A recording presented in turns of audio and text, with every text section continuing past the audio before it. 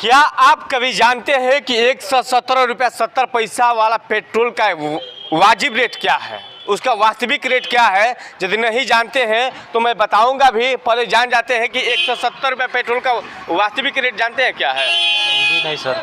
नहीं। चलिए एक दो लोग और लोग से पूछ, क्या पेट्रोल का रियल रेट जानते हैं कितना है? कितना है? डिस्प्ले पे जितना शो कर रहा है उतना होगा। यानी 117 रुपया 70 पैसा शो कर रहे थे, यानी 117 रुपया 70 पैसा है। हाँ, यही ना है? हाँ। आप जानते हैं इसका कीमत कितना है? जी सर, जितना इसका रियल रेट क्या है? जितना लिखा हुआ है वही रियल रेट होगा। यानी जितना लिखा है उतना ही रियल रेट। जी अभी तो बाकी सब कुछ नहीं जानते हैं, आते हैं तेल डलवाते हैं चले जाते हैं, यही जानते हैं। जी नहीं, मात्र 54 रुपया। अच्छा केवल 54 रुपया में लाती है, लगभग 53 रुपया कुछ पैसा में लाती है। अच्छा। और 117 रुपये में आपके जैसे लोगों को दिया जाता है। इसके प्रति एक बार भी सोचे कि क्या होता है, क्यों आता है? आप केवल तेल डलवाते हैं चले जाते हैं, यही जानते हैं, बात यही है। लेकिन मैं बताऊंगा, पहले एक दो और लोग से पूछ लेता हूँ। भैया जानते हैं कि नहीं? भैया ये जो रेट है 117 रुपया 70 पैसा, इसका रियल रेट जानते हैं क्या है? रियल रेट 40-42 का होगा। नहीं, 40-42 का नहीं, इससे ऊपर का है। हाँ, बाकी जो सेंट्रल गवर्नमेंट और स्टेट गवर्नमेंट का टैक्स लगता है इस पर। हाँ। इसके चलते और महंगा। तो नहीं, जितना लाती है उतना टैक्स लगा देती है, उससे ज़्यादा टैक्स ज़्यादा ही टैक्स हाँ। लगा देती है। चलिए, पेट्रोल का नहीं पता तो नहीं पता नहीं है। एक आदमी से और भी पूछ लेते हैं, इसका रियल रेट जानते हैं कितना है? क्या सर? इसका पेट्रोल का रियल रेट जानते हैं कितना है? 117 रुपये वाला का कीमत क्या है ओरिजिनल? नहीं जानते। और जो डालते हैं उनसे पूछ लेते हैं कि ये कितना में डालते हैं, थोड़ा इनसे भी जान लेते हैं। इसका रियल रेट इन लोगों को कोई बताया है? नहीं, हम लोग को नहीं बताया। आपको भी नहीं पता है? नहीं। चलिए, जो डालते हैं उनको आपको भी पता नहीं है? नहीं। और जो लेते हैं उनको भी पता नहीं है। लेकिन यदि आप जान जाइएगा तो आपके जो खड़े हैं यहाँ के ज़मीन खसक जाएगा। मैं रियल बता रहा हूँ। मैं जानकारी के लिए बता दूं कि जो इसका वास्तविक रेट है उस रेट को आप जान जाइएगा तो आपको सरकार से नफरत पैदा हो जाएगी। जैसे कि आपका कोई दुश्मन है, उस तरह से इसके साथ नफरत पैदा हो जाएगी कि सरकार आपके साथ कौन सा गुमराह काम करती है। आप देख सकते हैं कि लक्ष्य विशाल उपलब्धि विशाल, इस तरह का बैनर लगा के लोगों को गुमराह किया जाता है। ये नहीं जानते कि जो बैनर लगा वो भी कर्जे वाला बैनर है। और सरकार कितना छल करती है इस देश के अंदर। साहब, आप जानते हैं पेट्रोल की इतनी महंगाई क्यों हो रही है? आपको पता है सर? पता भी है, और करोड़ों लोगों ने हमारे चैनल के माध्यम से जानने का भी काम किया। जी, अब कहिए तो बताएं। तो बता दीजिए कि लोग जान जाए कि इसका ओरिजिनल रेट क्या है, आखिर महंगाई का कारण क्या है। लोग बार बार कहते हैं कि यूक्रेन से रूस से लड़ाई के चलते ऐसी पेट्रोल और डीजल के भाव में वृद्धि हुआ है। तो नींबू तो इसके चलते नहीं हुआ, प्याज तो इसके चलते नहीं, प्याज, नींबू, तेल, किसी का भी रेट रूस यूक्रेन के युद्ध के वजह से नहीं बढ़ा है।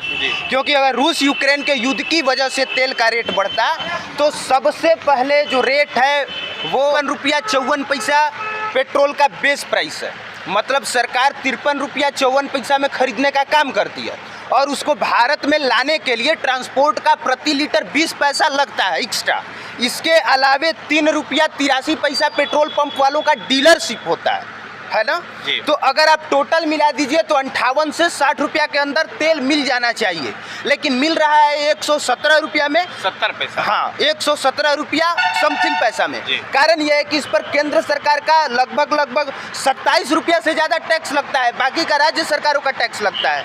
तो टैक्स की वजह से दाम बढ़ा है।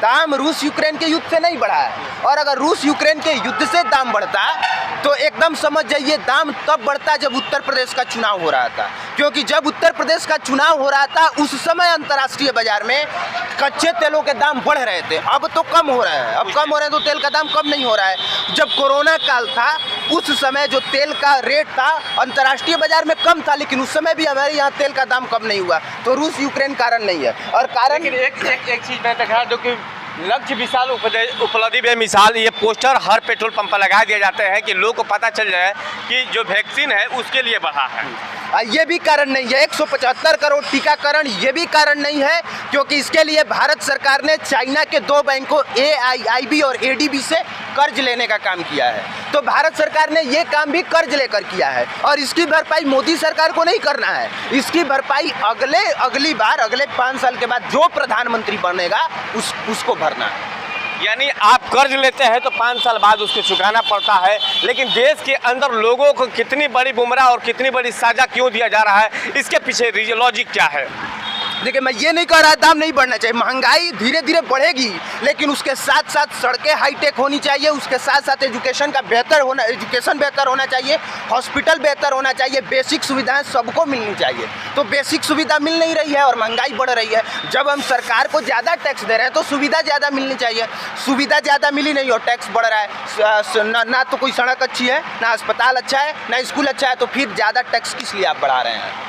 चलिए, मैं बार बार इस बात का जिक्र कर रहा था कि सरकार जिस बात के लेकर काम करती है, लेकिन लोगों को गुमराह और लोगों को शोषण करने का सरकार, राज्य सरकार और केंद्र सरकार दोनों मिलकर काम कर रही है।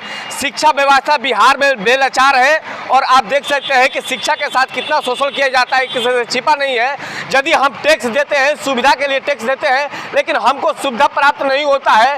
खासकर मेरे साथ और इस देश के साथ, इस राज्य के साथ केवल छल किया जाता है और लोगों को गुमराह व्हाट्सएप यूनिवर्सिटी में डाल दिया जाता है कि भारत का तेल का रेट इसलिए बढ़ा है क्योंकि कोरोना पर हमने विजय प्राप्त किया है। लेकिन ऐसा भी नहीं है, ये कर्ज वाली पैसा है जो बार बार केंद्र सरकार, दाढ़ीवाला बाबा कहते हैं कि मैंने कोरोना का टीका हर घर दिलवा दिया, लेकिन आप नहीं जानते हैं कि दाढ़ीवाला बाबा कर्जा लेकर इस टीका को दिलवाए हैं, लेकिन आपके माथ पर ये सारा जिम्मेदारी आएगी सर।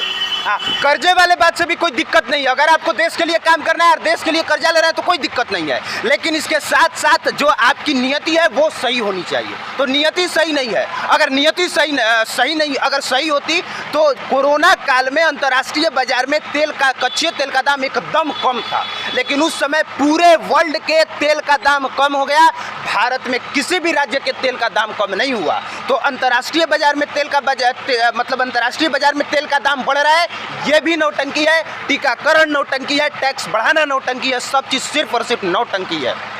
चलिए, भारत में मान लिया जाए कि लोगों को धर्म के नाम पर गुमराह किया जाता है कि आपका ध्यान पेट्रोल पंप पर नहीं जाए, नींबू पर ध्यान नहीं जाए, मिर्चा पर ध्यान नहीं जाए और प्याज पर ध्यान नहीं जाए, केवल गुमराह कीजिए और देश पर राज कीजिए। यही सरकार की नीयत है, यही पेट्रोल पंप